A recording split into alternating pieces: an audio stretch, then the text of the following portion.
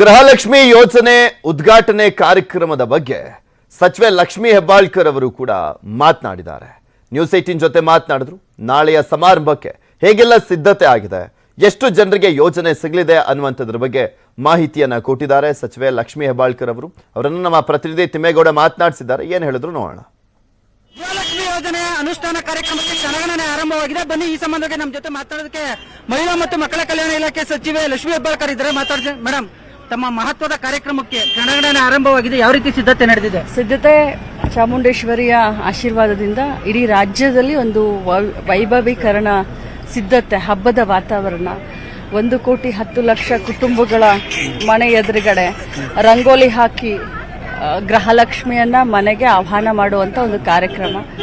ಮೈಸೂರಿನಲ್ಲಿನೇ 1.5 ಲಕ್ಷ ಮಹಿಳೆಯರು ಸೇರ್ತಾರೆ.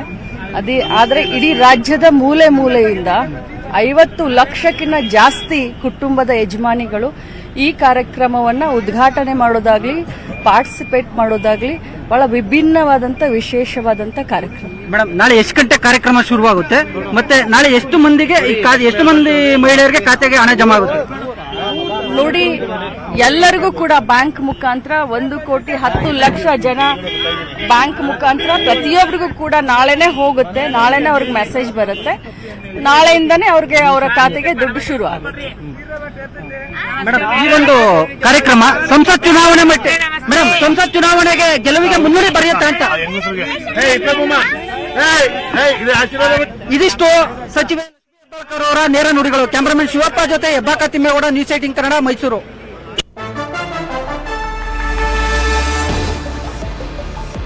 ನಾದಬ್ರಹ್ಮ ಹಂಸಲೇಖ ಅವರಿಂದ ಈ ಬಾರಿಯ ದಸರಾ ಉದ್ಘಾಟನೆ ಮಾಡಲಾಗುತ್ತೆ. ಚಾಮುಂಡಿ ಬೆಟ್ಟದಲ್ಲಿ ಸಿಎಂ ಸಿದ್ದರಾಮಯ್ಯ ಘೋಷಣೆ ಮಾಡಿದರು.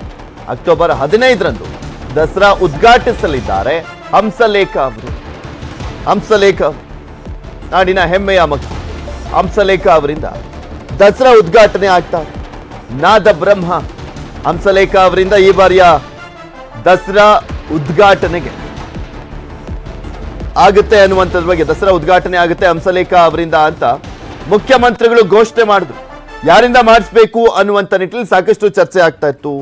ಸುತ್ತೂರು ಮಠದ ಶ್ರೀಗಳ ಹೆಸರು ಕೂಡ ಕೇಳಿ ಬರ್ತಾ ಇತ್ತು. ಫೈನಲೈಸ್ ಆಗಿದೆ ಹಂಸಲೇಖ ಅವರಿಂದ ಉದ್ಘಾಟಿಸುವಂತ ನಿಟ್ಟಿನಲ್ಲಿ. ಉದ್ಘಾಟನೆ ಹಂಸಲೇಖ ಅಂತ ಇದಾರಲ್ಲ, ಹಂಸಲೇಖ ನಮ್ಮ ಸಂಗೀತ ನಿರ್ದೇಶಕರು ಮತ್ತೆ ಸಂಗೀತ ಸಾಮ್ರಾಟರು, ಅವರ ಮೂಲಕ ಉದ್ಘಾಟನೆಯನ್ನು ಮಾಡ್ತಾರೆ. ಹಂಸಲೇಖ ಸಾಮ್ರಾಟ, ಖ್ಯಾತ ಸಂಗೀತ ನಿರ್ದೇಶಕರು, ಅವ್ರ ಮೂಲಕ ಈ ಬಾರಿಯ ದಸರಾ ಮಹೋತ್ಸವವನ್ನು ಉದ್ಘಾಟನೆ ಮಾಡ್ತಾ ಇದ್ದೇವೆ. ಉದ್ಘಾಟನೆ ಹಂಸಲೇಖ ಅಂತ ಇದಾರಲ್ಲ, ಹಂಸಲೇಖ ನಮ್ಮ ಸಂಗೀತ ನಿರ್ದೇಶಕರು ಮತ್ತೆ ಸಂಗೀತ ಸಾಮ್ರಾಟರು, ಅವರ ಮೂಲಕ ಉದ್ಘಾಟನೆಯನ್ನು ಮಾಡ್ತಾರೆ. ಹಂಸಲೇಖ ಸಾಮ್ರಾಟ, ಖ್ಯಾತ ಸಂಗೀತ ನಿರ್ದೇಶಕರು, ಅವ್ರ ಮೂಲಕ ಈ ಬಾರಿಯ ದಸರಾ ಮಹೋತ್ಸವವನ್ನು ಉದ್ಘಾಟನೆ ಮಾಡ್ತಾ ಇದ್ದೇವೆ.